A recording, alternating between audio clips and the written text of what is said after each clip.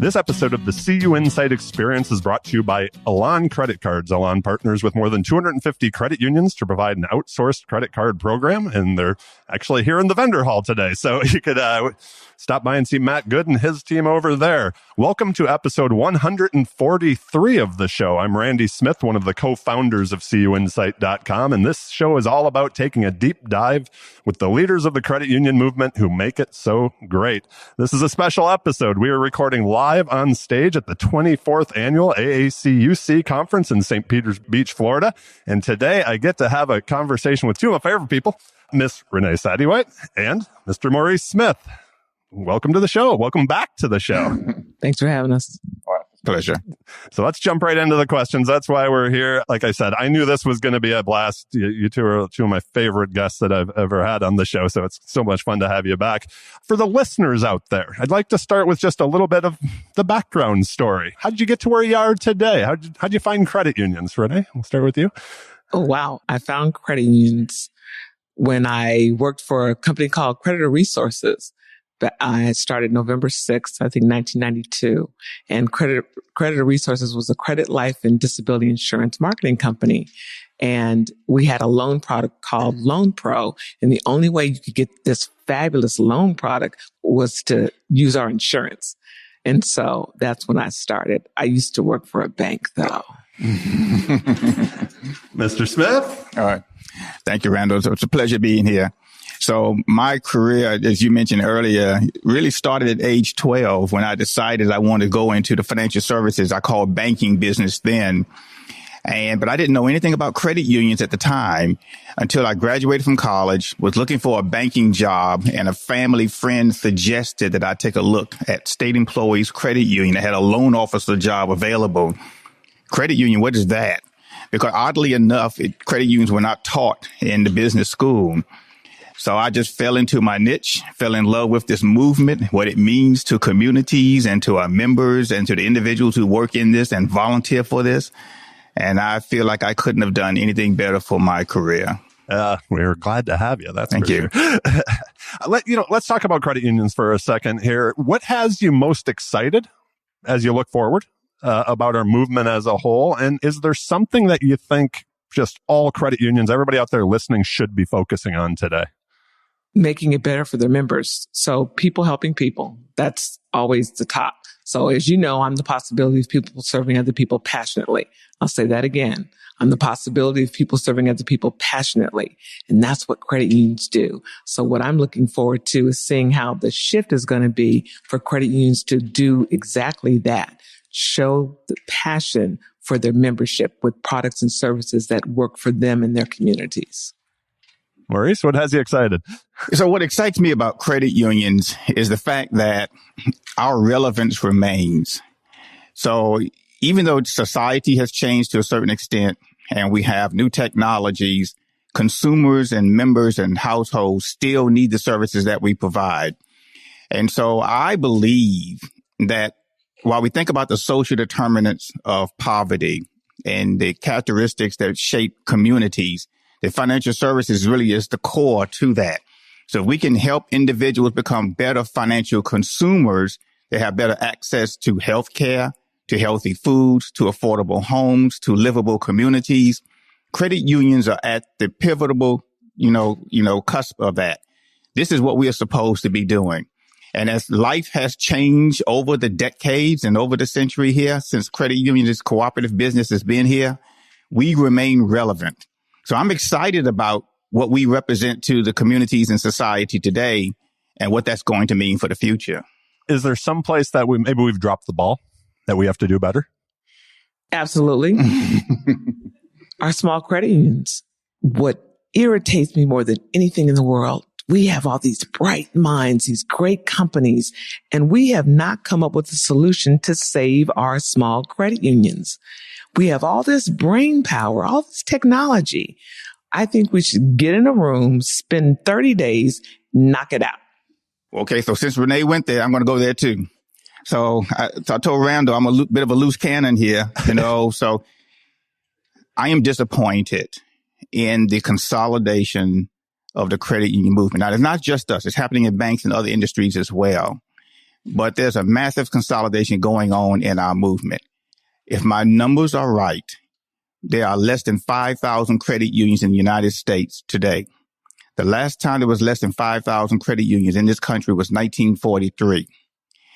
The problem with that is it creates these financial deserts for some communities. One of the things that we focus on, we said is important for credit unions and for their members, is to have self-determination for the governance of a financial institution that pours resources in your community. But when an institution merges or goes out of business, then that determination goes to some corporate headquarters in some other community, and they're making decisions on how resources are distributed in your community. I think a little bit of the soul of the financial wherewithal of a community is lost when that power is, and those decision-making authorities go someplace else. Now, detractors will say, well, there are more memberships and there are larger, more successful credit unions, and I will give you that. But communities, they want to have an institution of their own, headquartered in their neighborhood, I believe, lose something. And to Renee's point, it is up to the rest of us to figure out how do we ensure that the credit unions continue to be viable in the most competitive market we've ever seen. So that disappoints me. And I'm hoping what it does, it creates this chip on the shoulder for everybody that we're going to finally do something about it. Where do we start? What's that first step? Imagine a co-op doing what they do with shared services for the small credit union specifically. Imagine that. Did I just call co-op out? Imagine Fiserv providing a solution that didn't cost an arm and a leg and two of your eyes. Imagine for the small credit unions. I mean, they're so necessary. There are so many people who are impacted by the small credit unions, and the staff, they shouldn't have to fool with the back office stuff. They should just be handling their members, giving them products and services, and helping them with financial literacy. And to be able to do that, you have to create a sense of community. That should be a familiar theme for us as credit unions, because we have a field of membership that develops a community for us. And so if we have a sense of community as a credit union movement, it should grieve each and every one of us when an institution goes out of business that wants to remain in business serving its community. So we should find a way to help each institution be sustainable, because otherwise it harms everybody else. There's something that I really wanted to talk about just to kind of move on from this. And when I was looking around the room, I was thinking about this a lot, but it's that idea of mentorship. And, you know, one of the questions that I was excited to ask both of you for different reasons, that from an association standpoint, I have a lot of members. From somebody who's had a very successful career, but as we were talking before we hit record, you've got some other plans now in the future, or your wife does for you. So, so when I think about mentoring, a lot of the times in my mind, I think of like maybe the end result, when we talk about like in sports, the head coach has a coaching tree. As far as like when I look around the room and see some younger people, if they want to be in your chairs someday, what tips do you have for them, and how important is mentorship and mentoring people in our community to create the next CEOs of organizations and make sure that they have the opportunities and know the opportunities that exist even for them? When Hubert Hoosman brought me into the AACUC, I was probably 38, 39 years old, and I'm 61 now. I look good, right? Anyway, black don't crack. So when he brought me in, the board of directors were giants. You had people like Shirley Jenkins from Municipal Credit Union in New York. You had Hubert Hoosman, Michael Hale, Helen Godfrey Smith, Sheila Montgomery, Leroy Nesbitt Jr., Bert J. Haas Jr. You had all of these giants, and they were all CEOs, and they poured into me. And they allowed me to help AACUC and run an internship program. So they provided me with opportunities and let me sit at the table and just kept pouring into me. And that is, I would not be here today if that hadn't happened. Now I'm a little bossy chick, and they were great with that too, right? And so now when I'm looking at the people that I work with or that I'm mentoring and they do some of the stuff that I used to do, I shake my head and go, oh my, that's what that was like. No wonder, no wonder, no wonder. And I give grace for that because I've been there. I've seen that. I've done that. And without a mentor, someone paving the way for you, someone standing up for you, sponsoring you, you can't get anywhere. And that's what AACUC does often and well. You see our young people just really digging in. I'm the oldest one on I'm one of the, so they're on my staff. We have what we call the viejas, the old ladies, and there's 3 of us, but the rest are young and getting it done. Love it. Maurice? So my father told me a long time ago, rest his soul, that he had been through several paths in life that I will eventually follow in. And his role was to point out the potholes in the road so that I wouldn't fall in them. He said, now, if I point out a pothole and you fall in it, that's your fault, because I showed you where the peril was.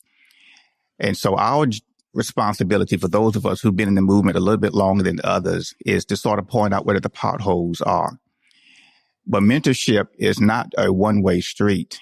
If we have an opportunity to have a conversation and a relationship with somebody else, we gain from that as well, because it reflects back on us some things that we still need to make improvements for ourselves.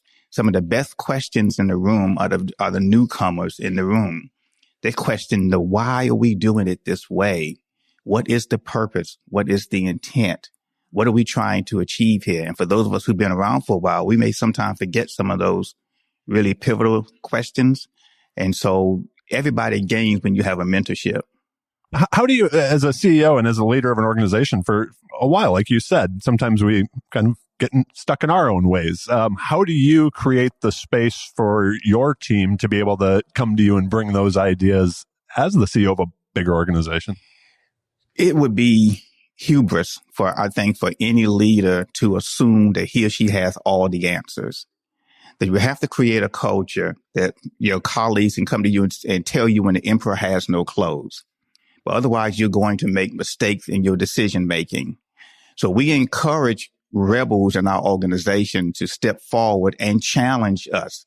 Come in my office, pound your fist on the desk and say, I believe this is something different that we should be doing. 2 things will happen with that conversation. One, I will either convince you that we are doing the right thing after some dialogue, or you're going to save me from a waterfall event because you've pointed out something that I didn't see.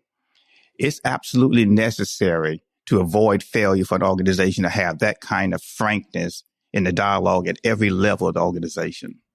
I love that. So I have a question for you, and this was one that I heard on another podcast, but you guys haven't been on the podcast since I started asking this. But the question is there something when you think back on your career, that investment that you made in your career, maybe besides coming to this annual conference, we know that's a great investment to make, but that you look back on and you're like, wow, that was hugely beneficial. The podcast that I was listening to, they were talking about Warren Buffett said it was the Dale Carnegie course that changed his life.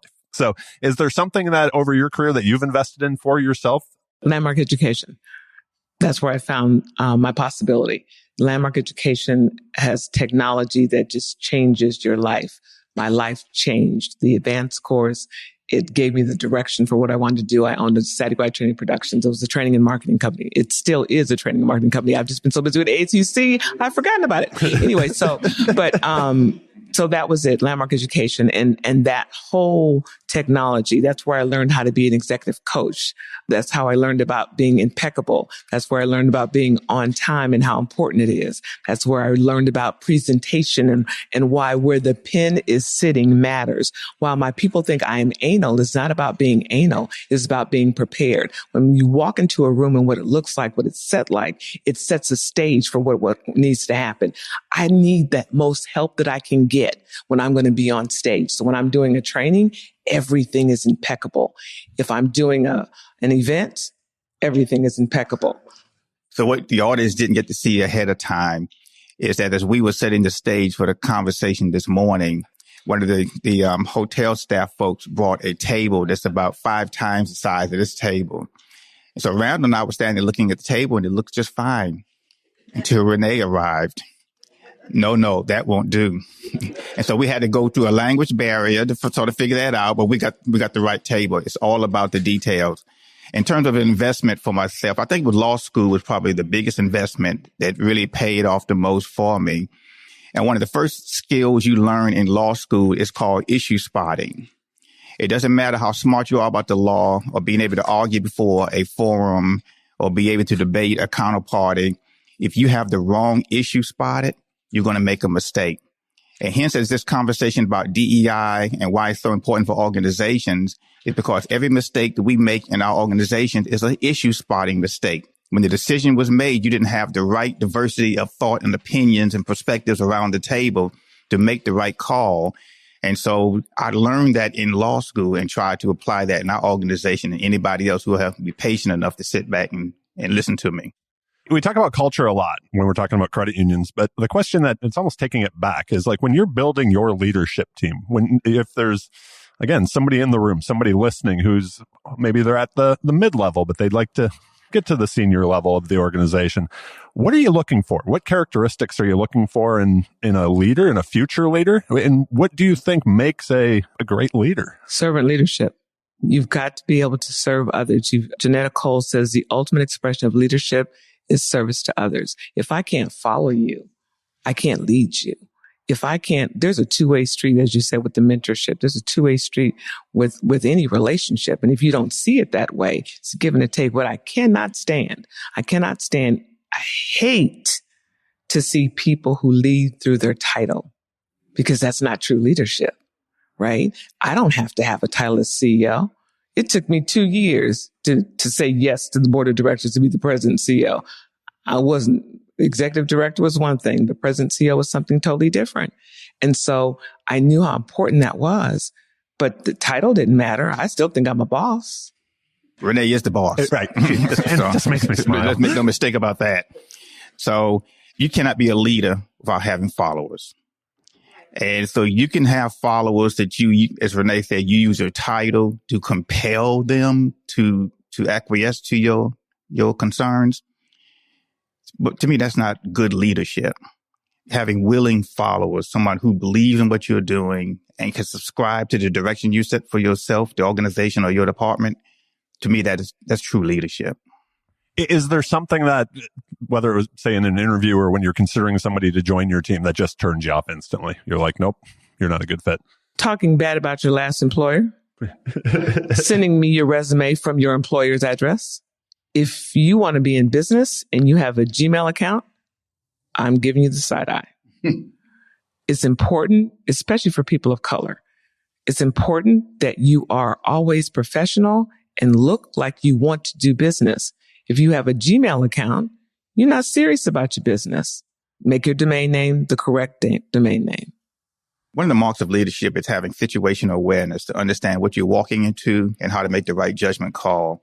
And so as we think about future leaders to come into our organization, if you're going to approach us with this mentality that I want to work in a place that has a take no prisoners, you get to eat what you kill, Wall Street, backstabbing kind of environment, that you're not going to survive around me or my colleagues very well, because we believe in community, a family-like atmosphere, taking care of one another, being caring. And while that might seem like soft, squishy skills, in my career, I am now seeing my 6th recession in 43 years.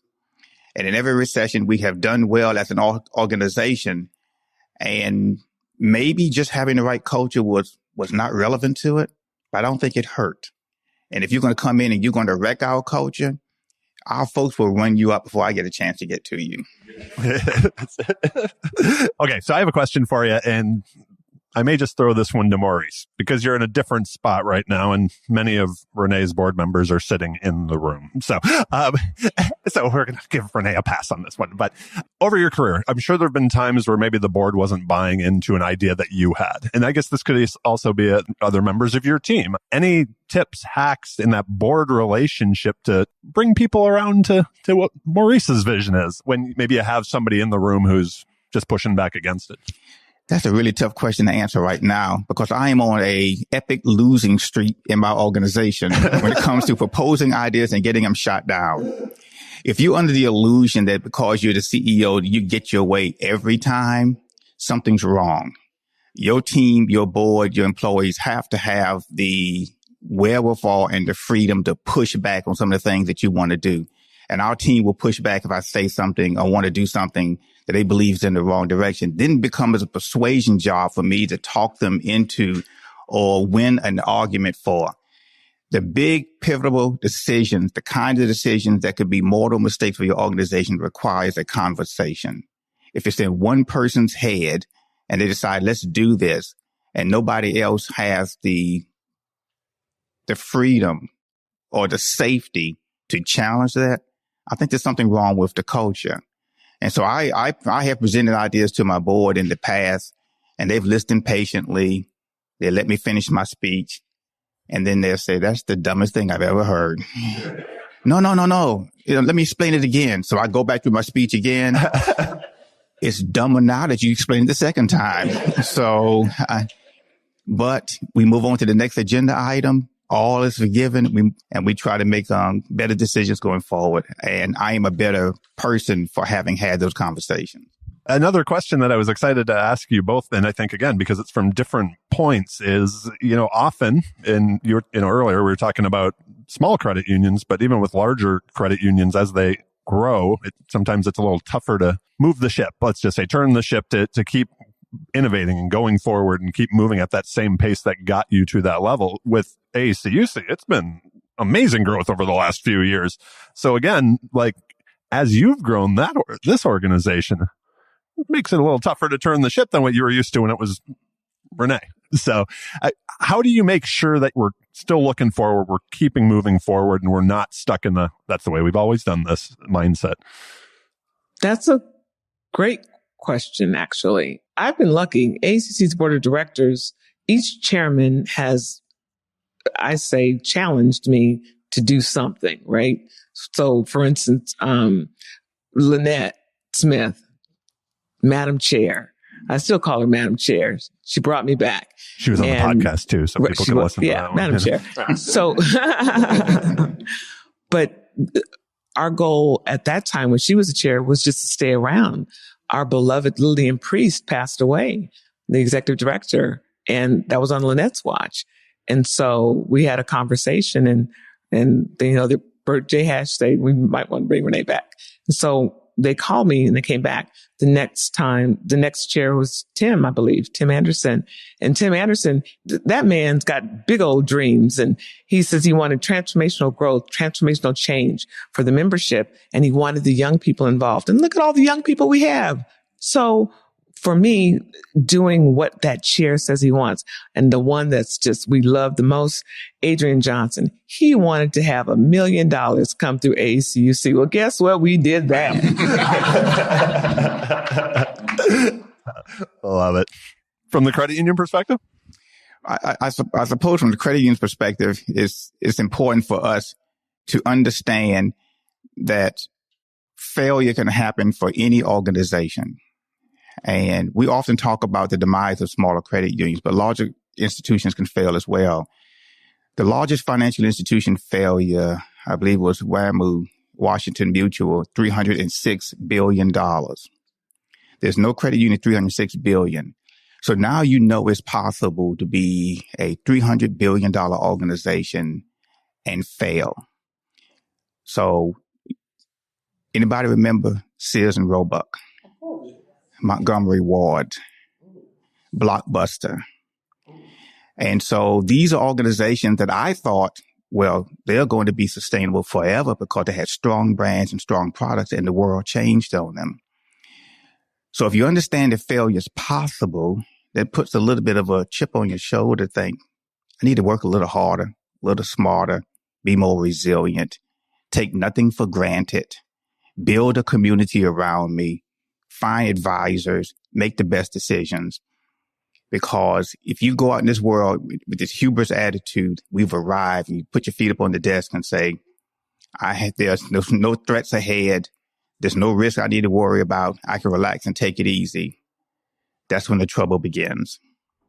So I have a question, and I'm very energized just being here. And part of it is the younger folks that are in the room that are getting this opportunity to network with, as you said earlier, giants of our industry, right? If you had one piece of advice, you've both reached the CEO level, for somebody that's up and coming, what's that one piece of advice that you would have, maybe that was given to you along the way, that you would pass on to the next generation, let's call it? Don't quit. Don't quit. See yourself in that position. Read the books, look at the magazines, listen to the podcasts, CUInsight podcast with Renée Smith. It's so important to see where you want to be. I teach several courses, and one of them is where you fit in the organization, how to move to the next level. And you always want to dress for the position that you want, not the position that you have. And Randy's had ties on twice this year for me, because there's a standard at AACUC when we do presentations. Men will be in suits and ties and ladies will be in their Sunday best. And the reason for that is because all of the media images that we see are sometimes really negative for African American people. And at AACUC, we have a standard of excellence that we'd like to uphold. And this was really challenging for me coming to the resort, because it's a resort. How am I going to tell people to be in suits and ties? And so I accepted that it could be anything and said, we can do dressy business casual, but my team and my board will be suited and booted. My favorite management theory is MBO, Management by Objectives, Peter Drucker, 1954. It's a very simple notion. You manage your organization and you manage yourself by an objective. So what is the objective? What do we want to achieve? Where do we want to go? And then every decision you make in the interim, is it heading you toward that objective, or is it taking you away from it? And then you have an easy decision after that. Do I do this or not do this? So you want to be a CEO. You want to be a chief. You want to be an executive. You want to be a board chair. Whatever happens, your aspirations are, that's your objective. Every decision you make between now and then, it's either leading you toward that objective or it's a distraction and it's taking you away from it. Fortune magazine used to publish, and I think perhaps they still do, the bios of the CEOs of some of the biggest corporations in America. And I would read their bios because I want to understand, what path did they take? Was it manufacturing, finance, accounting, sales, marketing? How did they get there? And I started building in my head this portfolio of skills that you needed to have to arrive at the CEO seat.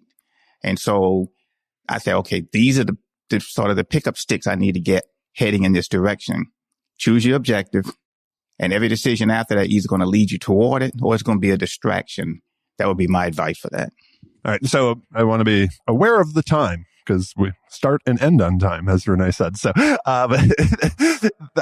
one last kind of the leadership question, while I've got the two of you, is when you look at what it looks like to work in credit unions in the future, if you broke out your crystal ball for all of us, right? For so often, remote work was a no-go at credit unions. We've all seen that's worked in certain situations. So for us to be competitive in getting the best talent and the best people that fit in our organizations, what does that career in credit unions look like to you 5 years from now, 10 years from now? Organizations being flexible about what people can do, being open to the technology, being open to people working at different hours. Like, my best time to work is 2:00 in the morning, 2 to 6. I get so much done. People are like, you're up that early in the morning? Well, that's my time. And if I can get it done, then get it done. And if I were a middle manager, I wouldn't be able to probably have that luxury, right? And so I think it's important that if credit unions move forward, that they are more flexible with their staff, that they understand that work-life balance is extremely important. And if what can you do to assist your employees to look at a future for themselves that includes their work. So, Randall, let me take your question and issue a warning for the credit union movement and for those of us who are listening here in the room and for the podcast. I think the work from home creates lots of opportunities for credit unions and careers, but I think there are perils on the horizon that we should be aware of. I leave home from a first job to loan officer for State Employees Credit Union. My dad has some parting advice for me. Son, make sure your shoes shine every day. Pay attention to the organization, culture. Your CEO likes to wear a suit and tie. You wear a suit and tie. Find out what parking level in the building he parks on and park your car next to his. You go out of the office in the evening, his car is there, he's still at work. You go back up to your desk for a few more minutes and you come back. He needs to leave and see your car is still there, you're working hard. My dad said, play golf because on Friday, that's what bankers do, where they don't do that always and never learn how to play golf. He said, but do those things to build relationship and corporate presence in the organization. For those of us who are working from home and so my team members who are listening to this are cringing because they know this is, pet peeve. For those of us who are working from home, are you building a relationship with the people who are going to make the decisions that affect your career going forward? Or are you just a Zoom square to the people in your organization? Opportunities for advancement usually come from proximity. I promote people I know and I've seen. I've seen them in situations in boardrooms and I've seen how they act. And I have a confidence about them. If all I know about you is a 2x2 square on my laptop, have I built a relationship? So great opportunities, but look for opportunities for you to also not fall and let this hybrid work environment work to your disadvantage. And I have to say this because Maurice wrote a paper. He does an article for his staff and membership. And he talked about when Zoom first got popular, and I was proud. My backdrop was in my bedroom and the drape and the whole 9 yards and the color matched and it's always flattering. And I read something and he said, I don't want to know what your bedroom looks like. and that changed. I got it. Like, wow, you're right. That's not business. That's not appropriate.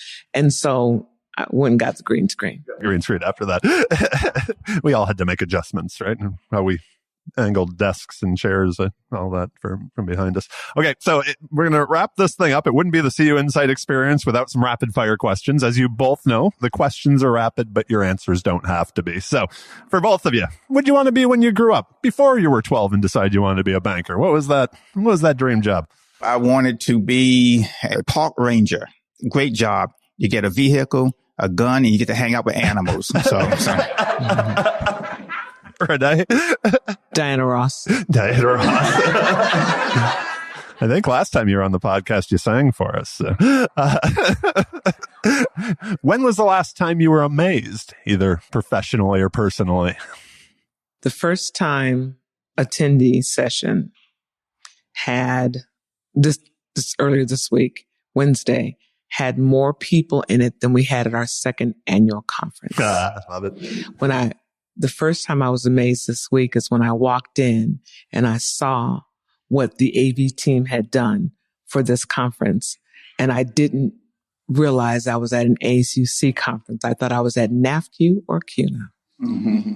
I was amazed. I'm amazed that all of these people are here at this early hour and not looking like they're tired and hungover, but alert and attentive. What amazes me is the testimonies of our members and what we mean to them. I had a member once tell me a story. She was telling me that her family situation was such that they would never own a home. They're just decisions they've made in life. And she was telling me all the reasons why the credit union couldn't help her. And I just took that as a dare and turned her over to one of our team members and said, that's my member now. She did later on that year, she had sent me a text message with a photo of a family sitting on the front porch of their new house. That amazed me. I love it. Okay, so normally, and you guys have both answered this question before, but I ask what's the greatest album of all time? That one you can listen to from front to back. But I had a different question that came from one of the attendees here, Chairman Harper from the NCUA. Who plays you in your movie, the biopic about your life? LaTanya Allen. Oh, that's a tough one. I was going to say Denzel, but that probably feels let's go with that one. Okay. Go with Denzel. There it is. A question that I've been asking a lot this year, but it's a new one since you both were on the show before. That idea of like, generally, when you get to the position that you're both in, you've put a lot of time and energy into this, often at the detriment of personal relationships, sometimes at home. Any hacks you've picked up along the way to keep the home life in balance too? Know that I'm not the CEO when I go home and that I am a partner and govern myself accordingly. That's good advice. In the office, I can ask people to do things for me and they're very helpful. When I go home, I have to take out the trash. Know your role. When you hear the word success, who's that first person that comes to mind and why? My father. So whether you like me or you dislike me, you can blame my father because he spent my childhood shaping me to think the way and be the way that I am today. And it's a tough mold to break out of. And we will link to Maurice's book about his father in the show notes. So which is an extraordinary book and everybody should read it. He wouldn't let me buy it for the group. Success to me means no worries. Just no worries. It's not about who, it's no worries. I like that answer, actually. So I really dig the idea of having more of a mission, not a job. Do you have a personal mission statement? On the possibility of people serving other people passionately. Yeah. Eradicate poverty. I do want to know this. You both are readers. What are you currently reading? Is there a book out there that you think everybody should read? And also, is there that book that you've given to other people over the years that, again, you think everyone, if they want to be in leadership, should read? So Maurice won't let me buy hundreds of books, but he has signed many books that I've given away. And I'll send him a note. Do you mind? I need you to sign some copies. I'm going to ship them from Amazon to your house. And he does. And he ships them back. And I think he actually packages it himself and sends it back to me. I think it's so cute. So yeah, Maurice's book. Maurice's book. What are you currently reading? I'm not currently reading anything. I just finished Tom Clancy. Well, I'm picking up a book I've read some time ago, but for fun again, called Judgment Days. And it chronicles the relationship between Martin Luther King and Lyndon B. Johnson. And so you talk about people from different worlds and different perspectives and how they were able to forge civil rights laws together. That's gives me a good lesson about negotiating and finding common ground. Yeah, that's a good one. Last question for both of you. Now I'm back to that. Do you have any final thoughts you'd like to share or asks of our listeners and the attendees today? One of the questions prompted me to want to make sure I said this. I created Sattiewhite Must Do's because I always needed to encourage myself. And I really thought highly of these things after they became Sattiewhite Must Do's. So I thought I was like successories and had posters printed and all that. And they're in training offices. MECU Credit used to have one in their office. But the one that's there's two that are important. The first one is treat people with respect. You never know who's going to be your next boss or responsible for your next sale. The other one is give up the need to be right. When you give up the need to be right and let other people have it their way, you get yours. So you had a question earlier about being successful, what to do for leadership. And especially if there's a cantankerous situation. And that's, for me, it's give up the need to be right. The board of directors of AACUC, we didn't always see eye to eye, but I knew that my job was to support their vision. So I gave up the need to be right and did what they asked me to do. And in doing so, I now have a dream team board of directors. And I don't always get my way, but I do have a dream team board of directors. Well, I guess some parting point. Everybody has a secret weapon. Everybody does. And part of our goal is to discover what that secret weapon is. And my dad told me a long time ago, he said, son, you're going to be in rooms with people who were born with a silver spoon in their mouth, who are more well-traveled, went to better schools, Ivy League schools, perhaps, who seem to have it all fit together. He said, but you have a secret weapon, and so that you don't feel lesser than. And I said, what is that? And he said, I raised you on a farm. You should never let anybody outwork you. if the sun is up, I've wasted half the day. I know what it's like to work all day in a hot sun, to have mosquitoes biting you, to be sunburned. You know, he said, so whatever room you go in, if people seem smarter, he says, okay, work them under the table. So, secret weapon. I love it. That is a great way to wrap this up. There you go, everybody. That is it. Thank you so much, Renée and Maurice, for being on the show again and for having me here today in St. Pete with you. I've absolutely loved it. If people have additional questions of either one of you, listeners, a couple of weeks from now, what's the best way to reach you? Email, Twitter? How do you like to? LinkedIn? Email. What's your poison? Email. You can send me an email, and it's good for just a few more months. so after that, good luck. Yeah, good luck finding you. But I'll find some kind of way to get the good emails forwarded to me somehow. We'll link to everything we talked about today in the show notes. Thanks again for being here and for having me. A few things before we go. Make sure to check out our sponsor, Elan Credit Cards, in the show notes as well. Their digital technology, industry-leading rewards products, and commitment to credit unions makes them a great partner for credit unions and for our show. I am grateful for their support to allow me to have as much fun doing what I do.